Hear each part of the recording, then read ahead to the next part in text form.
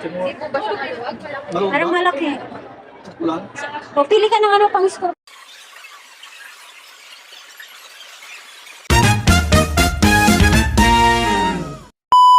Busy ang dalawa. Hi guys!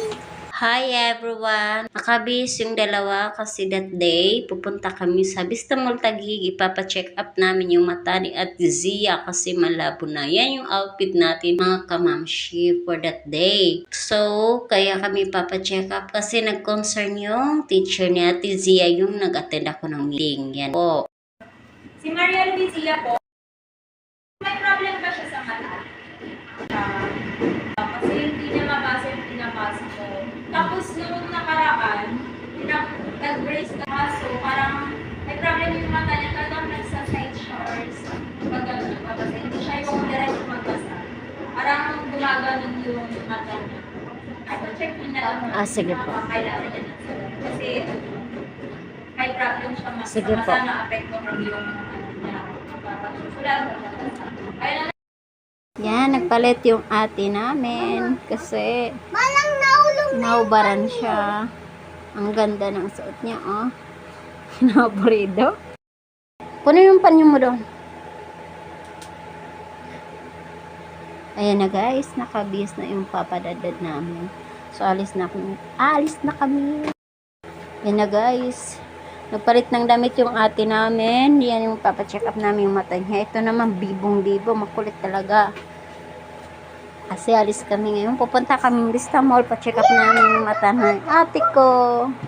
Yan na, naglalakad ako papuntang sakayan ng jeep. Yan na guys.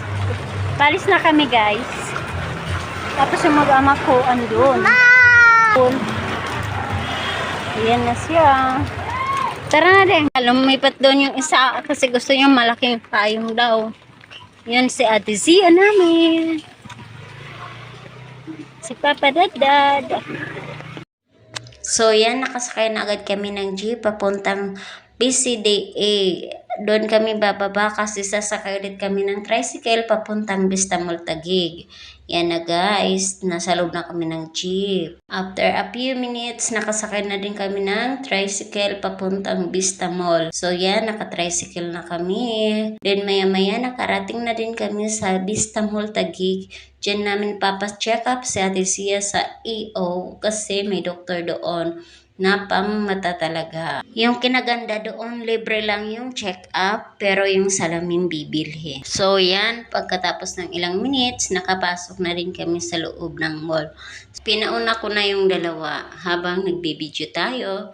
Yan na naman tayo, picture-picture sa salamin. So, yung pesto pala ng EO doon sa dulo. Kaya naglakad muna kami at bumaba kasi doon yung pesto nila.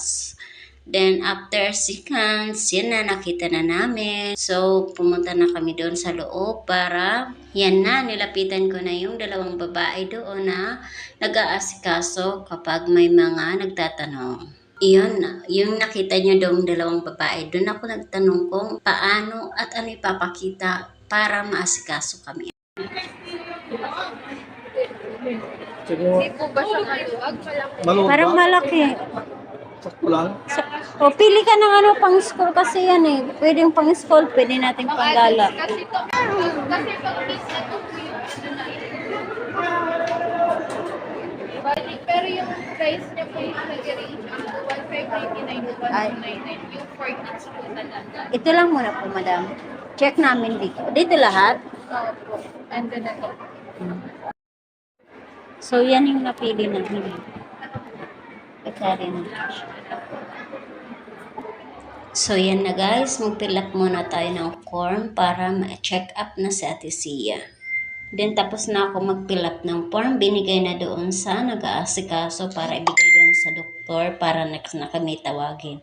Habang di pa kami tinatawag yan, binidyo ko muna. Pero nagpaalam ako sa kanila kung pwede mag-video. Yan po, doon po sa loob. I-check up mamaya si Ate Zia na hindi ko na marirecord kasi bawal doon ng cellphone or mag-video doon. Yan na, pahinga muna sila dyan habang hindi pa tinatawag si Ate Zia. Samantala ako, nagbe-video ako.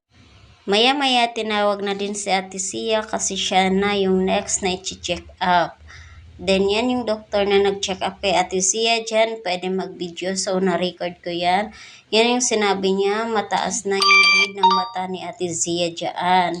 So, yung next na ginawa, punasok doon si Ate Sia sa clinic niya. May aparato doon na bawal videohan at bawal i-record kung anong sasabihin. Ang sabi niya, nasa 350 na yung grade ni Ate Sia sa mata. So, malabo na talaga yun, guys. So, hindi makukuha siya sa salamin. Kailangan patakan yung mata niya. At nirecommend niya sa amin si Dr. Gualberto Datu, Pediatric Optometry sa Asian Eye Clinic Institute, Doctor. Then, yan na. Tapos na siya. Ipa-check up. So, yan na, guys. Pauwi na kami. Pababa na kami. Papunta na kami sa sakay ng tricycle papuntang BCDA. Yan na. Nakasakay na kami. Tapos, tawag ng kumpare namin. Kaya, duman muna kami sa bahay nila kasi malapit lang dyan. Yan na. Naglalakad na kami. Yan lang, guys. Have a good day. Ingat palagi. Bye-bye.